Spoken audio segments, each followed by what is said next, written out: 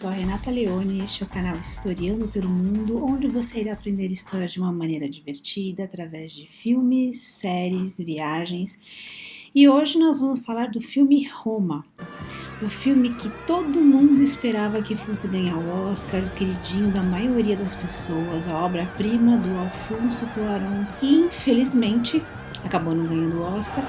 A Academia teve a grande chance de se renovar, de mostrar que ela estava saindo do conservadorismo dela e dar o Oscar a um filme de língua estrangeira e um filme de um canal de streaming, né, o Netflix, mas não.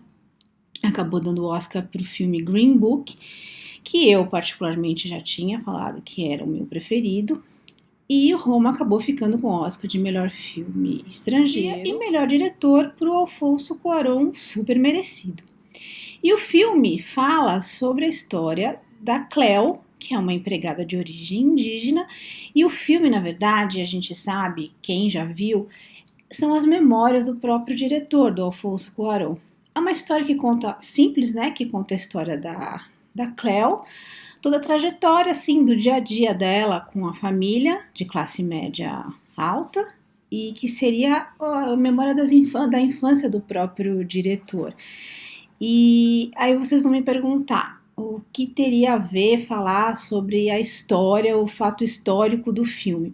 O filme em si não fala sobre nenhum personagem histórica, nada, mas a cena mais importante do filme, que a gente fala que foi a cena chave do filme, que foi um acontecimento que foi quando a Cleo vai naquela loja para comprar o berço, quando ela tá para ter o filho dela, que ela vai com a avó das crianças para comprar um berço para a criança, e que ela assiste de cima aquele massacre que acontece na cidade. É sobre essa cena, sobre esse fato histórico que eu vou contar o contexto, o pano de fundo, que muita gente não ficou sabendo o que aconteceu, ficou no ar, pra gente entender o porquê disso, né? Então é isso que eu vou contar para o ano que se passa.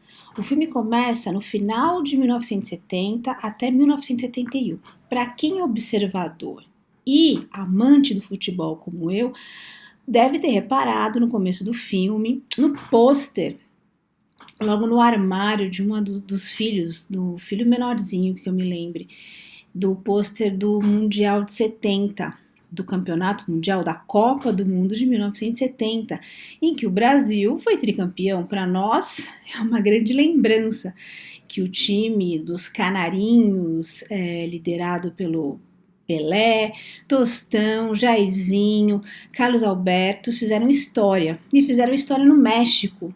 Tanto que até hoje eles são lembrados, os brasileiros, os canarinhos, são lembrados pelos mexicanos com muito carinho. Então, assim, é uma lembrança até do próprio Cuarón. Então tá lá para nós brasileiros, né? Eu mesma me identifiquei na hora, eu olhei e lembrei, nossa, a lembrança do nosso tricampeonato. Mas enfim, o importante é a gente saber o que estava acontecendo no mundo em 1970. A gente estava vivendo a Guerra Fria, Estados Unidos e União Soviética, né, nos polos, comunismo da União Soviética e capitalismo. O único país, né, aqui, que era o grande problema da América, Cuba, tirando o sono dos americanos. Então, aquela corrida que a gente sabe, o mundo dividido em primeiro mundo, segundo mundo e terceiro mundo. Primeiro mundo eram os capitalistas, segundo mundo eram os comunistas, terceiro mundo os países em desenvolvimento. Quem nasceu naquela época ou pós lembra bem como era a divisão, né, da influência do comunismo, da União Soviética na época. Então aquela corrida dos dois países com a influência, quem eles influenciariam mais, e os Estados Unidos na tentativa de controlar o máximo possível, principalmente na América, para o comunismo não se alastrar. Então, no México, o partido que estava dominando era o PRI, Partido Revolucionário Institucional, que ficou no poder desde 1929. E ele ficou tanto tempo, 71 anos no poder, misturando fraude eleitoral e repressão. Só que quando ele entrou no poder, ele entrou sob a bandeira da democracia. porque ele, na verdade, ele destituiu um governo ditatorial, isso em 1929. Só que vocês percebam que mudou muita coisa. De 1929 veio a guerra, a Segunda Guerra Mundial, e depois logo a gente entrou na Guerra Fria. Então, em 1970, apesar da bandeira de democracia, ele tinha por trás atitudes totalmente repressoras, né? Totalmente ditatoriais. Né? Só que não era assim, uma palavra para definir uma ditadura velada, ao contrário dos seus vizinhos, inclusive o Brasil, que vivíamos uma ditadura realmente violenta e às claras. Então, o México vivia uma ditadura velada, uma democracia que, né, dizia-se democrata, mas era uma ditadura velada. Por quê? O que eu vou dizer para vocês entenderem o que aconteceu nessa cena em que a Cleo observa esse massacre. E outra coisa que vocês têm que lembrar, nessa cena, vocês lembram que o ex-namorado dela, o Firmin, acaba ameaçando ela e a avó das crianças com uma arma? Então vamos voltar, só para vocês entenderem o que aconteceu então. Os Estados Unidos, com medo de alastrar o comunismo, ele começou a influenciar todos e dar dinheiro também para os países, principalmente nas ditaduras, né? E no México, em particular, eles começaram a recrutar pessoas mais humildes, de origem mais humilde, formaram um exército paramilitar chamado halcones, ou falcões em português. E esse exército foi treinado inclusive com apoio da CIA. Eles foram treinados exatamente para ajudar no combate da ação, né, contra o governo. Se isso não é uma ditadura, eu gostaria de saber o que é. Isso porque eles falaram que eles eram democratas. Então, vamos voltar para uma cena mais para trás ainda do que eu falei. Vocês lembram quando a Cleo vai visitar o Firmin? Que ele está num treinamento de Kendo, com o bambu, que ele está num espaço aberto, que ele fala do próprio, do treinador dele com tanto orgulho, tem vários homens treinando, e se vocês perceberem, depois no momento do filme, dessa cena aparece um americano com o chapéu da CIA. Era exatamente o treinamento desses halcones, só que no filme não fala de que lado que o Firmin está, né? Então, isso que aconteceu. Os Estados Unidos estavam financiando esse exército paramilitar. E duas coisas aconteceram muito marcantes no México. O PRI, para se manter no poder, essa parte opressora dele acontecia na maioria das vezes no interior, na parte rural.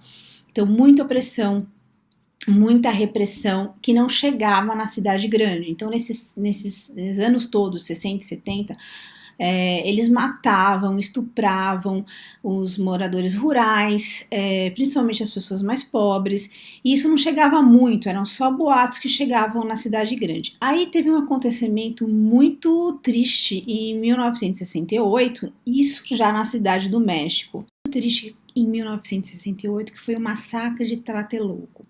O que aconteceu? Em outubro de 1968, 10 mil estudantes e professores se reuniram para protestar contra os Jogos Olímpicos que o México estava realizando. Porque o que eles pensavam? O dinheiro todo que foi gasto com os Jogos Olímpicos podiam ter sido gastos com uma educação melhor, com saúde. Então eles se reuniram na Praça das Três Culturas de Tlatelolco para protestar. O que aconteceu? O governo foi lá, o presidente, e mandou atirar em todo mundo. Os atiradores atiraram na praça, né, em todo mundo, e nisso 250 pessoas morreram. Então, logo depois disso, ficou marcado como um governo dito democrático e essa repressão totalmente ditatorial. E depois, em 1971, o filme mostra exatamente outro massacre, que foi o massacre de Corpus Christi. Então, a cena vista pela Cleo quando ela foi comprar o berço junto com a avó das crianças, exatamente conhecido como massacre de Corpus Christi. Então, aquela cena, ela tá lá em cima e ela olha todos aqueles estudantes também, que também foi um protesto de estudantes, muitos também eram comunistas, E nesse caso não foram franco-atiradores militares, foi exatamente esses paramilitares que eu falei para vocês, que são esses halcones, os falcões. Então por isso que o Firmin aparece nessa cena, porque ele estava exatamente do lado do governo. E nesse massacre eles utilizavam o que? Facas e bambus. Quem não morria com os golpes de facas e bambus, no final eles iam lá e davam um tiro e matavam.